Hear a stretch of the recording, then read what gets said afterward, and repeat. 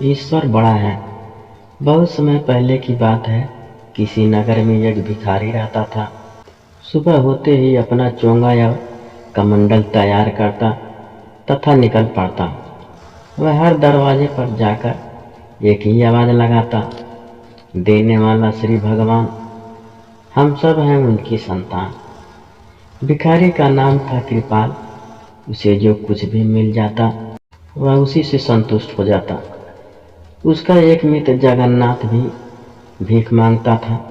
वह दरवाजे पर जाकर हाथ लगाता, देने वाला है महाराज, यही दिलवाएगा भोजन आज।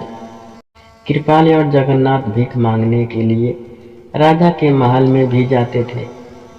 राजा प्रातः दोनों की आवाज सुनता था। वह दोनों को ही भीख देता था, किंतु वह आजमाना चाहता था कि दोनों में से किसकी बात सच है। इंसान को सब कुछ देना भगवान के हाथ में है या महाराज के हाथ में है। एक दिन महाराज ने एक तरकीब निकाली। उन्होंने एक बड़ा सा पपीता लिया, उसका एक टुकड़ा काटकर उसके भीतर सोने के सिक्के भर दिए। टुकड़े को ज्यों का त्यों जोड़ दिया। तभी कृपाल भीख मांगने आ पहुंचा। राजा ने उसे दाल चावल दिलवाकर विदा किया। जगन्नाथ खजड़ी बजाता आया और हाँक लगाई, देने वाला है महाराज, यही दिलवाएगा भोजन आज। महाराज ने सिक्कों से भरा हुआ वह पपीता उसके हवाले कर दिया। जगन्नाथ ने वह पपीता 2 आने में एक सब्जी वाले की दुकान पर बेच दिया। मिले हुए पैसे से उसने भोजन का जुगाड़ कर लिया। भला पपीता उसके किस काम आता। थोड़ी देर बाद कृपाल सब्जी वाले के दुकान के आगे से निकला। उसने मीठी आवाज में अपनी बात दोहराई। सब्जी वाले ने वह पपीता उसे दे दिया।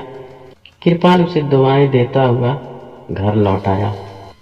घर आकर उसने पपीता काटा तो सिक्के देखकर वह आश्चर्यचकित हो उठा। उसने तुरंत सिक्के उठाए और सब्जी वाले के पास पहुंच गया। उसके सिक्के देकर कहा, भाई यह तुम्हारे पपीते में से निकले हैं, इन पैसों से मेरा कोई लेना देना नहीं है। सब्जी वाला भी ईमानदार था। वह बोला, यह पपीता तो मुझे जगन्नाथ बेच गया था, तब तो यह सिक्के उसी के हैं। जगन्नाथ ने सिक्के देखकर कहा, ये तो महाराज के हैं। वह पपीता मुझे भीख में वहीं से मिला था।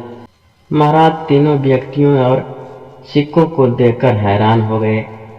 सारी कहानी सुनकर उन्हें विश्वास हो गया कि इंसान को ईश्वर पर ही विश्वास करना चाहिए, वही सबको देने वाला है। राजा ने तीनों को यथायोग्य उपहार देकर विदा किया। हाँ, उसी दिन से कृपाल के साथ साथ जगन्नाथ भी कहने लगा, देने वाला है श्री भगवान, हम सब उसकी हैं संतान।